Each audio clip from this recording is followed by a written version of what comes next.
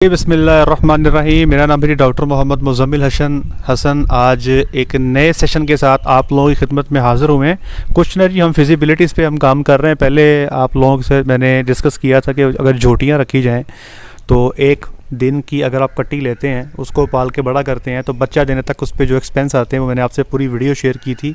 आज जिस जगह पर मैं बैठा हूँ, हमने यहाँ पे मेल काफ्स जो हैं, ये जो अमूमी तौर पे डेयरी फार्म्स पे लोग डे ओल्ड या 4-5 दिन के मेल्स निकाल देते हैं, तो हमने इस फार्म पे उन मेल्स को सेल नहीं किया, हमने उनको कीप किया और कीप करने के बाद उनकी टोटल इकोनॉमिक्स निकाली है और ये फ़ैसला किया है कि आया इन मेल्स को जो है फार्म पे रखना चाहिए या इनको निकाल देना चाहिए। तो टोटल आपके साथ इनकी फिजिबिलिटी हम डिस्कस करने जा रहे हैं। ये जिस जगह मैं बैठा हूँ, ये हमारा नया शेड बन रहा है, ठीक है जी। ये इस वक्त जो है इसकी छत खड़ी कर दी हुई है। ये 350 फुट लंबा शेड जो है बनाएंगे, तकरीबन 100 फुट का एरिया जो है ये कवर किया जा चुका है।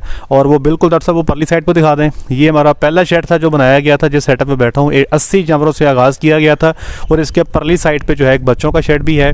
और अब जो है तकरीबन 2 साल और 1 महीने के बाद, तकरीबन इस फार्म को बने को 25 जो है महीने हो चुके हैं, इनको एक फुल फ्लैश जो है 350 जानवरों का शेड जो है बनाने की ज़रूरत पेश आ चुकी है, क्योंकि ये डेयरी का काम ही ऐसा है जी, इसमें मल्टीप्लिकेशन जो है बड़ी स्पीड से होती है। बच्चे गायें देती हैं और वो 1 साल के अंदर जो है ब्रीडिंग के काबिल भी हो जाती हैं। तो मल्टीप्लिकेशन का प्रोसेस जो है बड़ा फास्ट है। तो पहले मैं बताता चलूँ जी, हमने जो फिजिबिलिटी बनाई है जिस फॉर्म पे हम बैठे हैं, यहाँ पे ये डॉक्टर साहब मौजूद है मेरे साथ, डॉक्टर ओसामा। हमने मिलजुल के जो है एक प्लान डिसाइड किया था और अर्ली वीनिंग पे हमने जो बेसिक काम किया वो अर्ली वीनिंग पे किया है। अर्ली वीनिंग से मुराद हमने जो प्रोटोकॉल डिसाइड किया बच्चों को रेयर करने का, 45 डेज़ वीनिंग प्रोटोकॉल हमने अडॉप्ट किया। अमूमी तौर पे हमारे यहाँ हम बच्चियों को 3 माह तक जो है वो दूध पिलाते हैं, या अगर कटियों की बात भी करें तो 3 माह तक दूध पिलाते हैं। तो हम चूँकि इसको टोटली जो है बिज़नेस पॉइंट ऑफ व्यू से इसको देख रहे थे, तो हमने यहाँ पर जो प्रोटोकॉल डिसाइड किया, हमने बच्चों को सिर्फ और सिर्फ 45 दिन तक दूध पिलाया और 45 दिन दूध पिलाने के बाद उनका दूध जो है हमने बंद कर दिया। तो सबसे पहले मैं ये फिजिबिलिटी आपसे डिस्कस करने जा रहा हूँ। तो एवरेज बर्थ वेट जो था हमारे पास यहाँ पे वो 37 kg था। इसमें हमारे पास मेजॉरिटी एनिमल्स जो थे वो सेकंड लैक्टेशन के थे और कुछ जानवर ऐसे भी थे जो फर्स्ट लैक्टेशन के थे, लेकिन 80% एनिमल वो थे जो सेकंड लैक्टेशन के थे। तो एवरेज बॉडी वेट था ये हमारे पास 37 kg। हमने इनको जो मिल्क दिया 45 दिन में, मतलब 45 दिन तक हमने इनका दूध दे के इनको बंद कर दिया। मैक्सिमम इनको हम जो है दूध देते रहे 5.25 किलो और मिनिमम जो है हमने इनको जो दूध दिया वो 4 किलो दिया। तो हमारी जो एवरेज थी, जो 45 दिन तक हमने जो कैलकुलेट किया, वो 4.5 लीटर दूध जो है हमने 45 दिन में इनको पिलाया और वो बनता है तकरीबन 202 लीटर। हमारे पास दूध का जो रेट है इस वक्त जिस फार्म पे हम बैठे हैं 80 रुपये लीटर है, तो 16,200 रुपये का जो है हमने इनको दूध पिलाया। और वंडा जो था, जिसको हम स्टार्टर कहते हैं, ये बच्चे के आगे जो है डे ओल्ड ही हमने रख दिया था। वैसे अमूमी तौर पे हमारे पास जो बाकी सेटअप मौजूद है, हम 7वें दिन बच्चे के आगे स्टार्टर रखते हैं, लेकिन यहाँ पर हमने बच्चे के आगे वंडा जो है डे ओल्ड के आगे ही रख दिया था। तो बच्चे ने जो एवरेज वंडा खाया पहले 45 दिन में तकरीबन 700 ग्राम पर डे, मतलब जब वीनिंग के नज़दीक था, दूध कम था, तब तकरीबन वंडा इनको हम दे रहे थे तकरीबन 1 kg। तो पहले महीने के अंदर कोई ये 300-400 ग्राम खा रहे थे, तो एवरेज जो है कोई 700 ग्राम वंडा इन्होंने खाया। वंडे की कॉस्ट जी हमारी 52 रुपये और कुछ 1638 रुपये का वंडा इन्होंने खाया। और एक बच्चे ने कुछ 100 ग्राम जो है तूड़ी व्हीट स्ट्रॉ यहाँ पे इस्तेमाल की जा रही थी। अगर हे हो आपके पास तो वो बहुत अच्छी है। तो पहले 45 दिन में जो हमारा टोटल एक्सपेंडिचर आ गया दूध की शक्ल में और वनडे की शक्ल में, वो था जी हमारा 17,906 रुपये। और हमारा जो वीनिंग वेट था 45 दिन पे वो था जी 77.5 kg। ये मैं आपको एवरेज बता रहा हूँ। कुछ बच्चे 70 पे भी थे, कुछ बच्चे 80 पे भी थे, कुछ 83 पे भी थे। तो ये एवरेज जो थी हमारी 77.5 kg 45 दिन का बच्चा जो हमने वीन कर दिया।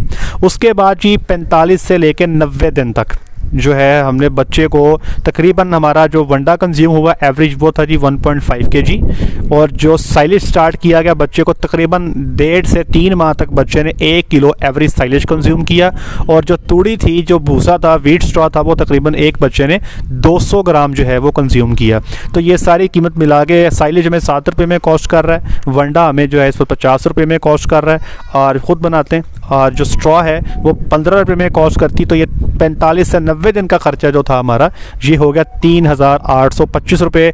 और हमारा जो बॉडी वेट था मेल्स की मैं सिर्फ बात कर रहा हूँ 98.5 kg, 3 माह के बच्चे का जो एवरेज वेट था हमारा वो 98.5 kg पे पहुँच गया। फिर 90 दिन से लेके 6 महीने तक, मतलब 3 से 6 माह की जो विंडो थी उसमें हमने बच्चे का वंडा कर दिया 3 किलो, जो तकरीबन 3 किलो कंज्यूम कर रहे थे, कुछ 3.5 से 4 किलो वो साइलेज कंज्यूम कर रहे थे, और कुछ 300 ग्राम जो है व्हीट स्ट्रा बच्चे कंज्यूम कर रहे थे। तो ये जो 90 दिन से 6 माह का खर्चा जो हमारा आया वो आया 16,110 रुपये। और वक्त हमारी बॉडी वेट जो था बच्चे का वो 207 किलो जो थी, हमारी बच्चे की एवरेज बॉडी वेट था 180 दिन के बच्चे का। तो यहाँ पर 3 माह से लेकर 6 माह तक जो हमारा बॉडी वेट था वो मैक्सिमम 1400 ग्राम तक भी गया और मिनिमम जो था वो 800 ग्राम तक जो है हमारा बॉडी वेट रहा। फिर 6 माह से लेकर 9 माह तक 3 किलो वंडा दिया गया और आधा किलो तूड़ी दी गई, और साइलेज जितना ये खा जाएं उस पर फिर किसी किस्म की रोक टोक नहीं थी। तो ऑन एन एवरेज जो हमारी कैलकुलेशन है 15 किलो साइलेज जो है बच्चे खा जाते थे। तो 6 से 9 माह तक जो इन पे खर्चा आया वो आया 23,625 रुपये। और बच्चे का जो एवरेज बॉडी वेट था 270 दिन पे 9 माह पे वो तकरीबन 300 किलो जो है बॉडी वेट उसका है। ये मैं आज की बात कर रहा हूँ, तकरीबन 9 माह के बच्चे हो चुके हैं और 9 माह के पास तकरीबन 300 किलो का उनका वज़न जो है वो हो चुका है। और टोटल अगर मैं सारा एक्सपेंडिचर मिला लूँ तो ये खर्चा हमारा बनता है जी 61,466 रुपये। अगर आप ये खुद करना चाहते हैं ये काम, मिसाल के तौर पे आप कहते हैं हम किसी फार्म से मेल परचेज़ कर लेते हैं, उनको फार्म पर ले आते हैं, रेयर करते हैं, बड़े करते हैं, कारोबार करना चाहते हैं, तो हम यहाँ पर हमारी प्रैक्टिस ये है कि हम डे ओल्ड बच्चे को 4 से 5 हज़ार का निकालते हैं। मतलब कि इस फॉर्म पे तो अभी हमने ट्रायल किया, अदरवाइज़ पहले हम 4 से 5 हज़ार में बच्चे को डे ओल्ड को निकाल देते हैं। तो अगर आप 5 हज़ार में कीमतें ख़रीद करें कारोबार के लिए तो 61,466 और 5 हज़ार जो डे ओल्ड बच्चे की कीमत है ये बन गया तकरीबन 66,000 रुपये। इसके बाद जी जो इस पर डिवर्मिंग का खर्चा आया और इस बच्चे पे जो मेडिसिन की कॉस्ट आई, जो वैक्सीनेशन कॉस्ट आई, इस पे हमने एक बंदा रखा हुआ है बच्चों पे, और ये डॉक्टर साहब हैं ये मेरे साथ बैठे हैं, ये टोटल इन बच्चों को लुक आफ्टर करते हैं। ऑल्दो इनके पास 60 बच्चियाँ भी हैं, कुछ 100 बच्चों को ये रेयर कर रहे हैं, तो लेकिन खैर कॉस्ट तो इनकी ऐड होगी। तो तकरीबन जी 70,000 रुपये में 9 माह की एज पे एक बच्चा हमें कॉस्ट कर रहा है, जिसका बॉडी वेट जो है 300 किलो है। अब मैं बताता हूँ जी इस वक्त मार्केट वैल्यू क्या है। 300 किलो का बच्चा अगर आप आज ज़ैनत वालों के पास ले जाएं स्लॉटर हाउस में, तो उसका जो रेट है वो 500 रुपया फ़ी केजी, 500 रुपया फ़ी केजी इस वक्त जो है वो रेट है जी, जो गोश्त का रेट है। मतलब कि अगर आप 300 किलो का बच्चा ले जाते हैं तो तकरीबन इनमें 48 से 50% तक जो है ड्रेसिंग परसेंटेज आ जाती है। तो मीट के हिसाब से इनका अगर रेट लगाया जाए, और मीट के बाद वो 3500 से 4000 रुपये सलाख्तों का भी देते हैं, तो तकरीबन जी 75,500 रुपया इस वक्त जो है इसकी मार्केट वैल्यू है। अब इसमें ये देखें कि 70,000 मेरा लग चुका। अब इन सारे बच्चों को डाल के जब मैं स्लॉटर हाउस में लेके जाऊंगा तो मेरी ट्रांसपोर्टेशन की कॉस्ट भी आएगी, और ट्रांसपोर्टेशन कॉस्ट के बाद जो है मुझे अगर कोई चीज़ बचती है तो हार्डली मेरे हाथ में 2,500 से 3,000 रुपया जो है एक बच्चे का जो मुझे लगता है मेरे हाथ में आएगा। अब इसमें टोटल बच्चे कितने थे हमारे पास सिर्फ 44 काफ्स, उसमें से एक एक्सपायर हुआ। डेफिनेटली वो भी जब आप कारोबार करते हैं सारी चीज़ें बीच में काउंट होती हैं, तो एक बच्चा जो है हमारा वो उसका लॉस हुआ। हमारे पास 43 बच्चे मौजूद हैं इस वक्त, एक हमारा जो है स्लॉटर हो गया। और रिस्ट्रिक्टेड ग्रोथ में, मतलब स्टंटेड ग्रोथ में जो बच्चे जिन्होंने प्रॉपर ग्रोथ नहीं की, 3 बच्चे वो थे जिनकी जो ग्रोथ थी 400 से 600 ग्राम के बीच में रही। ऑफ कोर्स जी वो भी जो है वो जब आप बिज़नेस करते हैं तो ये चीज़ें आपको देखनी पड़ती हैं, तो ये रिस्क फैक्टर इसमें मौजूद हैं। तो ये फ़ैसला अब आप लोगों ने करना है। हमने जो इन पे वर्क किया, दूध भी इनको कम दिया, 45 दिन पे इनको वीन भी किया, और at the end of the day आज 9 महीने पे हमें एक बच्चा जो है मैक्सिमम प्रॉफिट जो दे रहा है 3 से 4 हज़ार रुपया दे रहा है। और अगर आप मैं इनको मज़ीद कीप करता हूँ आगे, तो इस वक्त मेरी फीडिंग कॉस्ट एक बच्चे की रोज़ाना की 250 रुपये है। तो ओवरहेड कॉस्ट डाल के मैनेजमेंट ये वो अल्टम पल्टम करके जो 350 में एक बच्चा मुझे पड़ता है। तो मेरी जो इस वक्त वेट गेन मेरा है तकरीबन 1350 से 1400 ग्राम है। अगर मैं इसको मज़ीद आगे कीप करूँ तो एक बच्चा मुझे रोज़ाना का 60 से 70 रुपये का प्रॉफिट देगा, जो कि महीने का तकरीबन 1500 से 1600 या 2000 के राउंड अबाउट आता है। तो अगर मैं इसको मज़ीद 3-4 महीने तक मैं इसको कंटिन्यू करता हूँ तो ये प्रॉफिट जो है 3000 से बढ़ के कुछ 6-7 हज़ार के राउंड अबाउट जो है ये पहुँच जाएगा। तो ये फ़ैसला आप लोगों ने करना है कि इतना लंबा डिस्टेंस तय करके, 1 साल का डिस्टेंस तय करके, अगर एक बच्चा आपको, मैं कहता हूँ जी फॉर एग्जांपल 10,000 भी प्रॉफिट दे रहे, क्या इट इज़ वर्दी, क्या ये आपको करना चाहिए? अगर आप मुझसे पूछें तो हमने तो इस पूरे जो है ना जी डिज़ाइन के बाद, जो हमने ये सारा का सारा डिज़ाइन किया, हम इस कंक्लूजन पे पहुँचे हैं कि शायद ये फिजिबल नहीं है, क्योंकि जितनी इन्वेस्टमेंट है, जितना टाइम हमने बाउंड किया, उस हिसाब से रिटर्न्स जो हैं वो नहीं हैं। एक दूसरा सेटअप है जी हमारे पास, वहाँ पे भी हमने यही काम किया, लेकिन वहाँ पे बच्चों का दूध हमने उनको 90 दिन पिलाया। इंशाअल्लाह अज़ीज़ उनकी कैलकुलेशन करके भी हम आपके सामने रखेंगे कि जिनको 90 दिन दूध पिलाया उस पे हमें प्रॉफिट क्या आया, और जिनको हमने 45 दिन दूध पिलाया उस पे प्रॉफिट मैंने डिस्कस कर दिया है। लेकिन at the end of the day जो है ये कैलकुलेशन के हिसाब से अगर मुझे करना हो तो मैं शायद ये कारोबार नहीं करूँगा कि मेल काप्स को डेयरी फार्म्स पे लेके उनको अपने फार्म पे रेयर करना और आगे स्लॉटर हाउस में देना।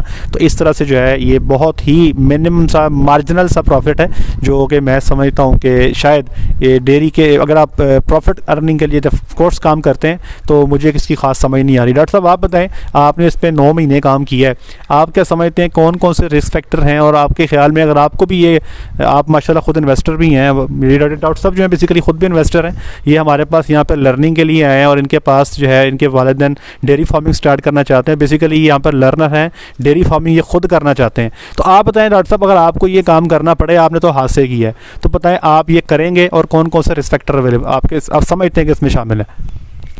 सर इसके अंदर जो मतलब अगर मैं पहली बात करूं कि मेल काव्स को मैं कीप करना चाहूँगा या नहीं, तो बिल्कुल नहीं करना चाहूँगा।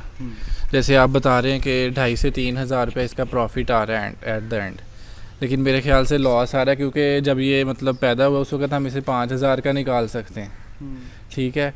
और सारा जो है इसको कीप करने के बाद देखिए डॉक्टर साहब, जो कारोबारी बंदा होता है ना वो कहीं ना कहीं से पकड़ लेता है ये बात मैंने सोची ही नहीं, क्यों डे ओल्ड ही 5,000 का सेल हो रहा है, तो आप 10 महीने के बाद जो 5,000 प्रॉफिट लेके निकाल रहे हो, तो बेहतर है इसको पहले दिन पे निकाल दो। ये ठीक बात है जी डॉक्टर साहब। तो इसको जो है रखना ही चाहिए, क्योंकि एट द एंड भी तकरीबन 5,000 भी अक्सर में नहीं हमें बच रहा, तकरीबन 2,500 से 3,000 जो है ना हमें मिल रहा है। तो मतलब पहला डिसीजन तो यही है कि इनको मतलब उसी वक्त अगर हम सेल कर दें तो जो हमारे पास कॉस्ट आ रही है मतलब इसको सेल करने के बाद वो फिर भी फिजिबल है एज़ कम्पेयर टू उसको कीप भी करना, उसकी टेंशन भी लेनी, उसकी फीडिंग का भी ख्याल रखना, मेडिकेशन भी करनी, उसके लिए बंदा भी रखना, तो इसको रखना ही नहीं चाहिए, ठीक है। और दूसरा रिस्क फैक्टर यही है डेफिनेटली, क्योंकि लाइव एनिमल्स हैं, कोई भी डिज़ीज़ आउटब्रेक आ सकती है, ठीक है।